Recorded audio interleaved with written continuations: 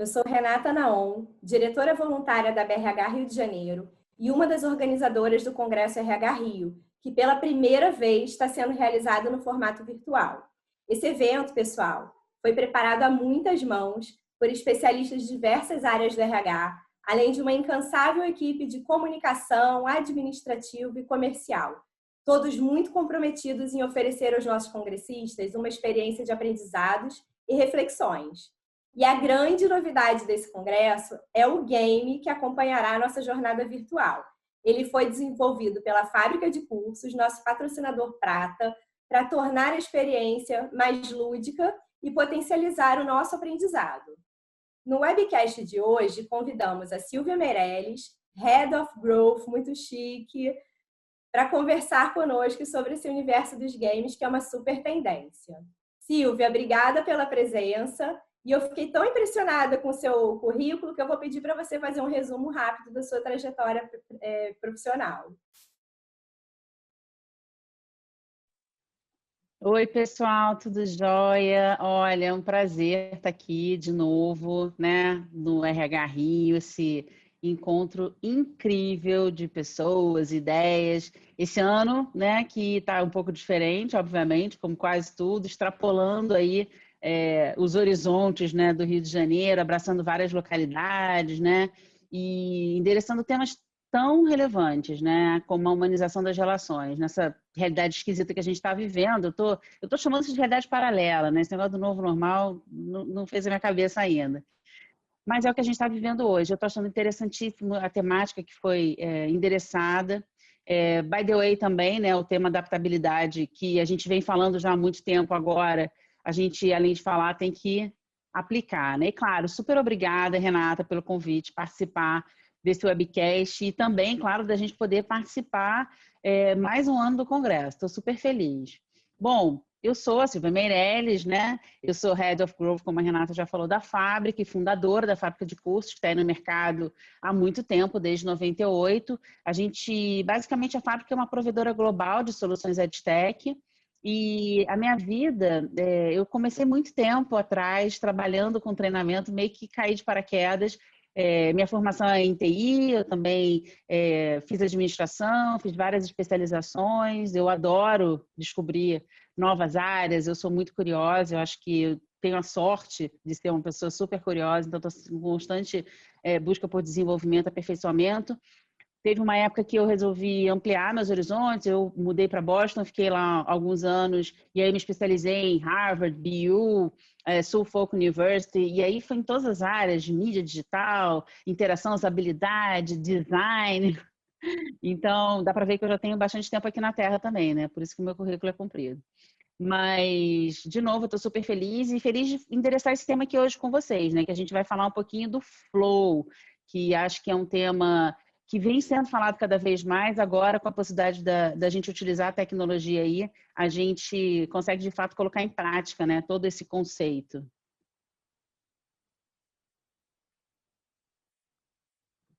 A frase mais dita esse ano, né? Desculpem, meu microfone estava no mudo, óbvio que rolou. Vou aproveitar a sua bagagem na terra, né, Silvia, como você falou, e aproveitar seus conhecimentos aí nesse campo, que muita gente tem dúvida dos conceitos de gamificação e game. E aí eu queria que você falasse um pouquinho sobre isso para a gente. Quais são as diferenças e quando cada um deles é mais indicado?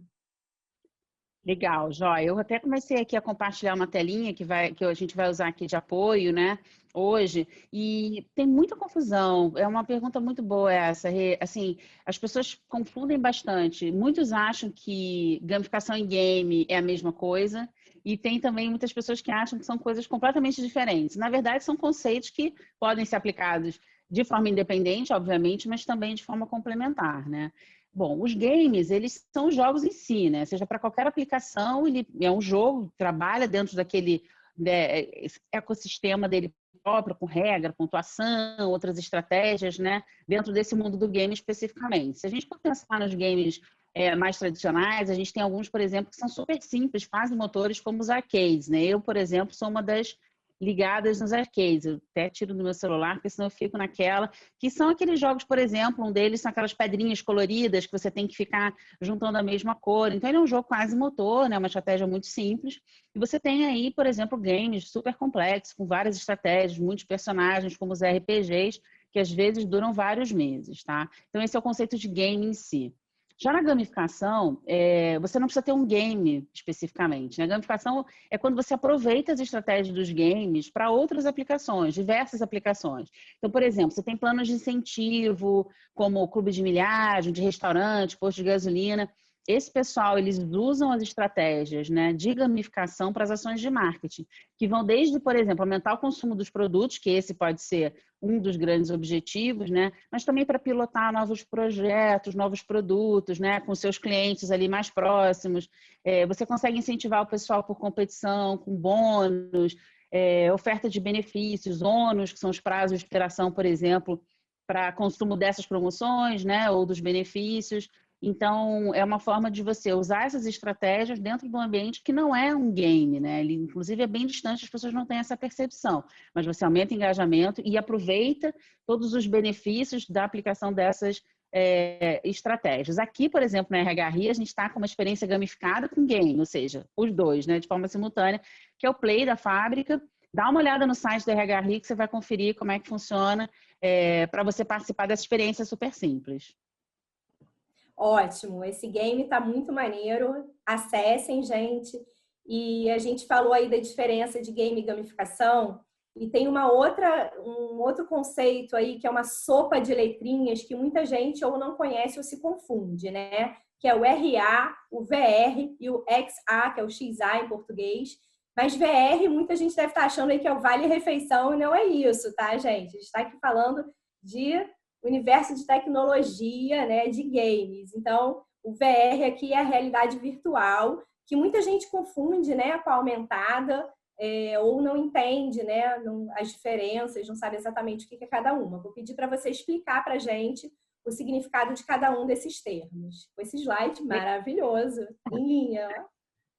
Legal. Isso também, o pessoal faz bastante confusão e, assim, para a galera de TI, sigla é quase na veia, né? Porque todos os sistemas têm sigla para tudo, e essas siglas são muito parecidas, né? O AR, VR, XR, mas as pessoas confundem muito, inclusive quando se fala em realidade virtual e realidade aumentada, tem bastante confusão também. E realidade aumentada e realidade virtual tem bastante confusão também. Mas vamos lá, a realidade aumentada, que é a sigla AR, né, que significa Augmented Reality, significa, na verdade, uma versão aprimorada da nossa realidade, né? Então, você consegue, claro, com o uso de tecnologia em geral, né, uma câmera de um celular, um smartphone, projetar uma realidade que não faz parte dessa realidade que a gente está vivendo, tá? E aí você cria uma realidade aumentada. É como se fosse uma realidade complementar, tá? Então, a gente vai trazer uma informação que é virtual, né, que não é real, para a nossa realidade. Tem um vídeo, inclusive, que viralizou de uma mãe impressionada com o dinossauro do Google, talvez vocês tenham visto. Aquilo ali é exatamente isso, realidade aumentada. Então, ela mostrou como é que funciona você ter um dinossauro dentro da sua casa. Se vocês não fizeram, entra no Google, bota dinossauro, que vocês vão ver, ele vai te dar essa opção, é super simples. Já a realidade virtual, né, que é a VR, é o oposto, porque ao invés da gente trazer para o nosso ambiente real uma informação que é virtual, a gente entra no ambiente virtual, tá? Então, nesse caso, a gente tem muito mais recurso, né? Você tem os estímulos sensoriais, de visão e som, porque você fica mais imersivo, que é o nosso ponto aqui principal, né, do webcast. E esses recursos, eles são oferecidos por um sistema, né? Por um programa. E aí você pode definir, por exemplo, do escopo do teu projeto, que tipo de reação você vai querer. Então, você pode ter muita interação, menos interação, ampliar os horizontes, fazer com que esse usuário tenha uma experiência de andar pelos ambientes e muito mais. Já na realidade mista, que também é conhecida como Cross Reality, né, que é XR, X Reality, e esse X é de experiência mesmo, tá? Ela acaba tendo a fusão dessas outras realidades, dessas duas, né? A gente passa a ter um ambiente onipresente, onde você tem a oportunidade de trabalhar tanto com essas redes de sensores e os mundos virtuais. Você pode ter isso online ou não, você pode ter uma experiência autoinstrucional, digamos assim, onde você tem só uma pessoa interagindo, mas você pode ter isso online sendo compartilhado com várias pessoas, de forma simultânea. Inclusive, tem aí bastante estudo em relação a isso, da gente chegar na projeção holográfica, né? Em vez de você escolher um avatar, você ser o avatar. Isso depende de banda, depende de tecnologia, mas tem vários estudos legais em Stanford, num laboratório da Microsoft lá. Mas o legal é que essa experiência traz um efeito ainda mais imersivo, né? Então, por exemplo, você tem aí a opção, por exemplo, do The Void, que é um projeto para uma experiência de entretenimento. Ele fica lá no Downtown Disney, tem em outras cidades também, e aí você tem efeitos sonoros, sinestésicos, auditivos, visuais, trazendo essa imersão para esse ambiente. Você caminha no cenário, você sente cheiro, sente calor. Eles aproveitam a contextualização, que é muito importante também nessas realidades, você tem um contexto. Eles usam vários dos filmes famosos, Star Wars é o mais popular. Também, se vocês não conhecem, entrem no site The Void e deem uma olhada, porque tem vídeos interessantes mostrando todo o funcionamento dessa interação e dessa experiência. E o título desse webcast é O Poder do Flow, que você até antecipou um pouquinho, que é um conceito que eu também adoro da psicologia positiva. Então, é o poder do flow com o uso das novas realidades, né? Essas 3 que você apresentou da sopa de letrinhas. E eu tenho certeza que os nossos congressistas ficaram curiosíssimos sobre isso. Como é que você tem visto o uso da tecnologia no ambiente corporativo, sobretudo na área de recursos humanos? Pois é, eu venho estudando o poder do flow há algum tempo, principalmente porque ele está diretamente associado ao deep learning, né? Que é você conseguir tirar o melhor proveito de processos de capacitação, né? O flow, ele, claro, com as realidades ele ainda é mais eficiente. Eu vou trazer depois alguns exemplos para vocês, mas o flow, ele é basicamente um estudo, né, que é focado na imersão em alguma atividade e seus efeitos. Então, não precisa necessariamente ser para desenvolvimento, né? Que a minha área de atuação é essa. O Flow, ele foi criado, ele foi iniciado, digamos assim, pelo psicólogo Mihaly Csikszentmihalyi, tá? Eu estava prestando atenção se você ia pronunciar corretamente, porque isso sim é sopa de letrinhas, né? O nome dele. Fala de novo, Silvia. Nossa, muito complicado. Mihaly Csikszentmihalyi, mas eu falo tanto dele que para mim tá simples agora. Nos Mas íntimos se a você gente for ler, abrevia para Mirra, né? Para os íntimos, isso aí. Mirra, né? E ele é super famoso pelo estudo da felicidade e criatividade, como você falou da psicologia positiva, né? E aí ele descreveu que os efeitos nesse estudo que ele fez do Flow, de você estar completamente envolvido numa atividade, em um estado mental altamente focado, quando você não pisca, aquelas pessoas, não, fica nem pisca, é mais ou menos isso, é a melhor forma de você ter um maior aproveitamento de engajamento, aprendizado e recordação de uma informação por muito tempo, que é o que a gente busca, né, com as nossas iniciativas de capacitação e desenvolvimento. Ou seja, por isso está diretamente associado ao Deep Learning e eu sugiro que vocês deem uma olhada. Existem vários benefícios, mas antes de falar de alguns cases aqui do mercado corporativo e outros interessantes que eu trouxe para vocês, o cara está vivo, ele tem um monte de TED, então assim, deem uma olhada, tem muita coisa no YouTube interessante se vocês se vocês acham que vale a pena dar uma aprofundada nesse tema, tá? Tem conteúdo aí super à disposição. E aí eu trouxe aqui uns projetinhos, o primeiro é esse, que é um projeto do agronegócio. Eu amo esses slides da Silvia, eu gosto de convidar ela para participar de live só para ver a arte, muito maravilhoso. Esse projeto, obrigada, Rê. A gente gosta muito desse impacto visual. Eu acho que o visual é tão importante. Eu sou uma pessoa ultravisual, né? Então, para mim, é muito eficiente a gente conseguir um impacto visual. Mas esse projeto aqui, por exemplo, do agronegócio, ele trabalha com realidade virtual e é um projeto desenvolvido na Rússia para que o projeto iniciou com a tentativa de reduzir a ansiedade e melhorar a qualidade na produção de leite, tá? Então, eu estou falando aqui das vaquinhas. E com esse projeto, eles perceberam que não só eles conseguiram, utilizando a realidade virtual, mas também eles conseguiram um aumento na produção do leite, ou seja, do volume. Então, eles fizeram uma adaptação aos óculos e tanto, claro, no formato para adaptar para a cabeça, né, da vaca, que é diferente dos humanos, mas também porque eles têm uma sensibilidade diferente a cores. Então, se a gente simplesmente projetasse o que a gente vê, não seria realista para elas, para as vaquinhas. E com isso tiraram elas desse cenário cinza de frio, né? E colocaram no pasto muito mais divertido, né? Verdinho, com sol, e aí conseguiram esse benefício.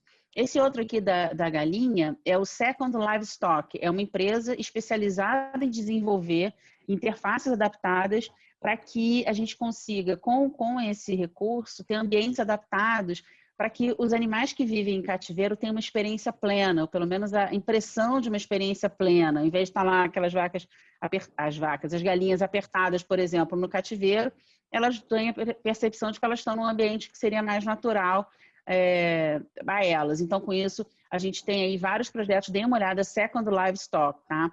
Que é esse projeto completamente inovador e que eles atendem vários outros animais. A área de saúde se beneficia muito, por exemplo, com o tratamento de fobia. Você consegue, uma pessoa que tem um medo de altura, medo de inseto, vários medos que as pessoas têm, medo, claustrofobia, você consegue colocar a pessoa num cenário ultra realista, mas ela sabe que aquilo é virtual, então você acaba oferecendo uma experiência controlada.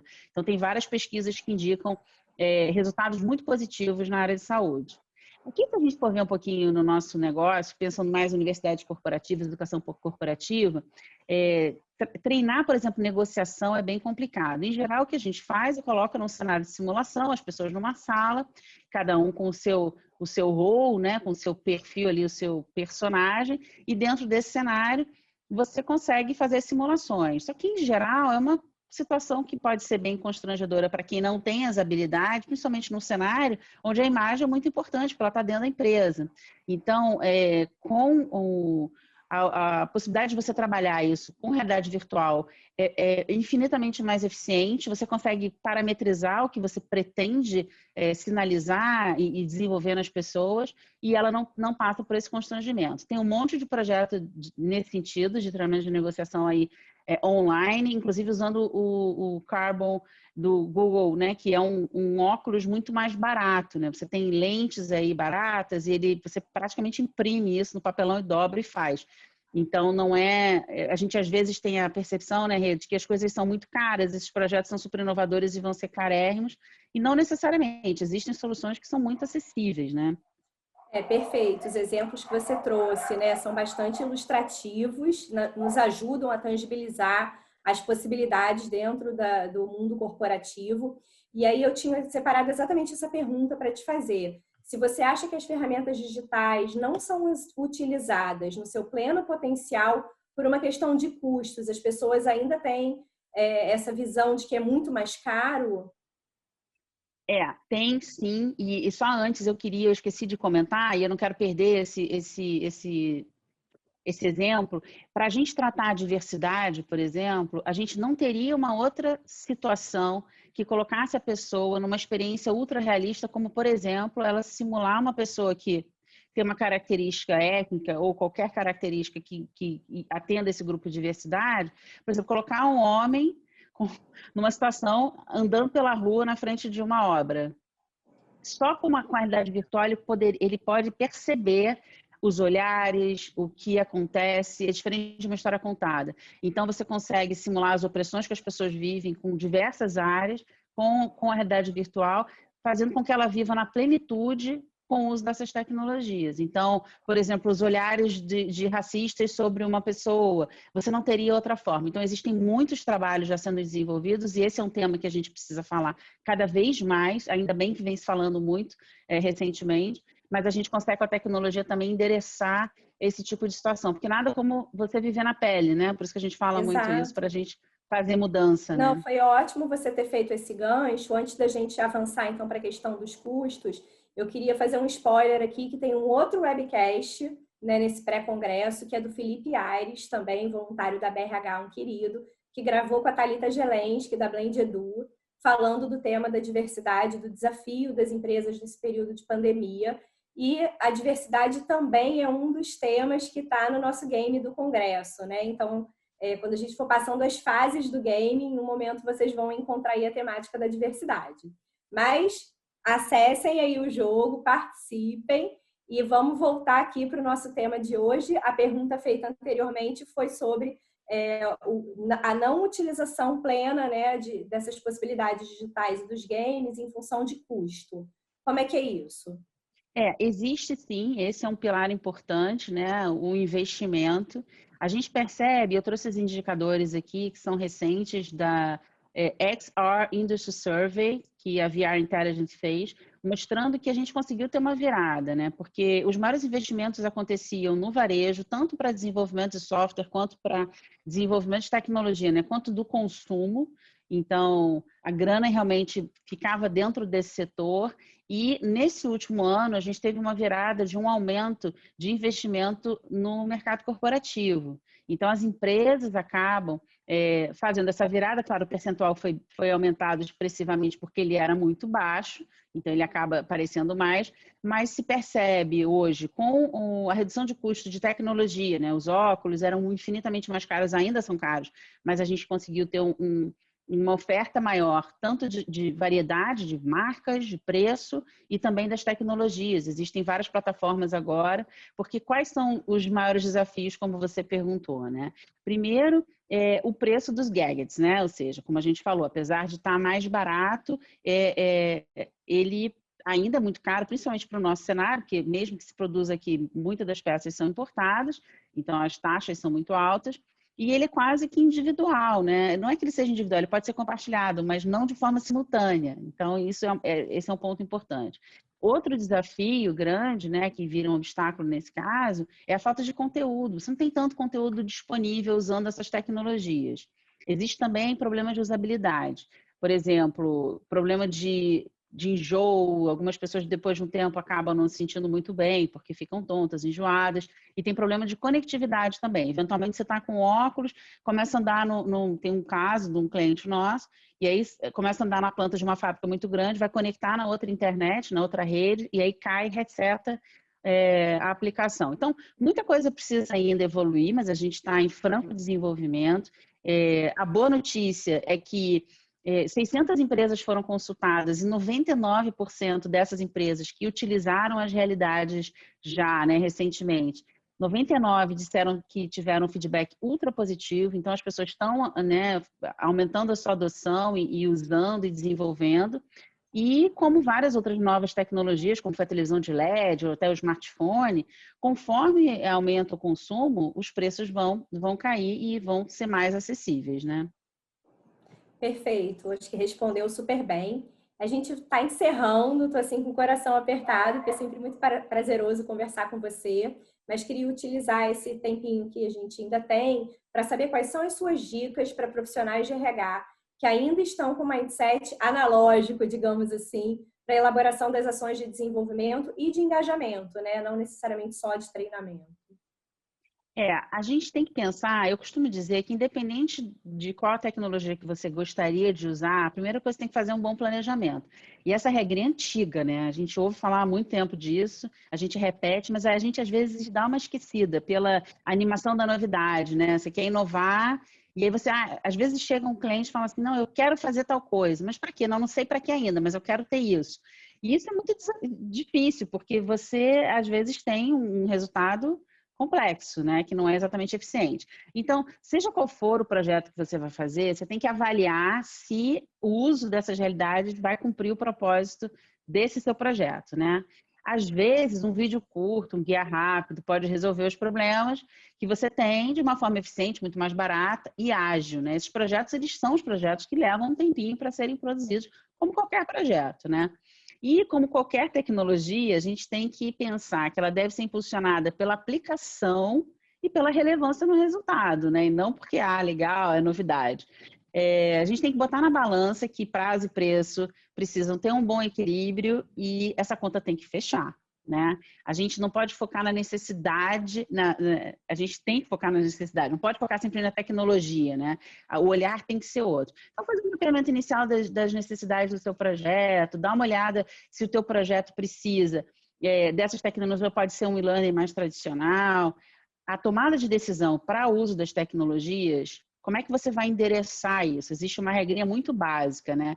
Você tem que ver, não pela informação de fato que você vai fornecer naquela tua capacitação, mas pela forma que vai ser ideal. Então, o que é melhor, por exemplo? O que formato é melhor para você oferecer aquele conteúdo? Às vezes, por exemplo, técnicas de negociação é uma área super crítica, né? Dependendo dos contratos, são investimentos altíssimos. Pode ser um requisito. Pô, é muito importante isso, é uma área, é uma ação, uma atividade que é crucial dentro da minha empresa, então eu vou fazer um investimento alto, porque, de fato, para a técnica de negociação, o uso da tecnologia, por exemplo, de uma realidade virtual vai ser infinitamente mais eficiente. E aí você tem que pensar também que os resultados, de outra forma, vão ser intangíveis. Aqui você consegue, de alguma forma, mapear esses indicadores, né? Então, quando você tem, por exemplo, um treinamento de utilização de um equipamento, que eventualmente com um par aquilo vai ser resolvido e de uma forma rápida, e aquela bagagem já existe, talvez você possa usar um formato tradicional. Então, você tem que ver que a necessidade ela tem que ser suficientemente importante para garantir que você vai ter um investimento, né, naquele projeto e que você vai ter um resultado. Uma coisa importante é, se aquela ação ela é essencialmente relevante e você tem um nível sensorial profundo, vai fazer com que ela seja muito mais rapidamente absorvida, de uma forma mais eficiente, então essa é a tomada de decisão correta. Agora, de novo, né, o uso das realidades ela não vai ser a melhor solução para tudo, né? Aliás, não existe uma metodologia, fazer game é a melhor forma, fazer tal coisa, vídeo é muito ótimo, é o melhor. Não existe o melhor vai estar associado ao teu público, à tua necessidade, ao teu tempo de lançamento. Não adianta você lançar um projeto num prazo depois da tua promoção. Então, você tem que fazer essa avaliação. Agora, que cada vez mais a gente está percebendo que esse tipo de solução, quando a gente tem as realidades, você acaba tendo um ótimo resultado, isso é fato. E, claro, inovação, você já tem aí o marketing do burburinho por ela, né, si só. Então, essa é a minha dica, vamos sair do analógico, mas vamos pensar nas diferentes oportunidades que a gente tem com o digital e, claro, se for o caso, usar as realidades que elas estão aqui, batendo a nossa porta. Excelentes dicas, você traz de uma forma muito consistente, né? De não fazer por fazer, mas também para a gente começar, nos inspirar a começar a fazer, ainda que pequeno, né? E ganhando tração à medida que a gente for vendo esses resultados. É sempre um prazer estar com você, Silvia. Queria te agradecer pela disponibilidade e principalmente pela parceria nesse grande evento que é o RH Rio. Foi super desafiador, mas extremamente divertido, né?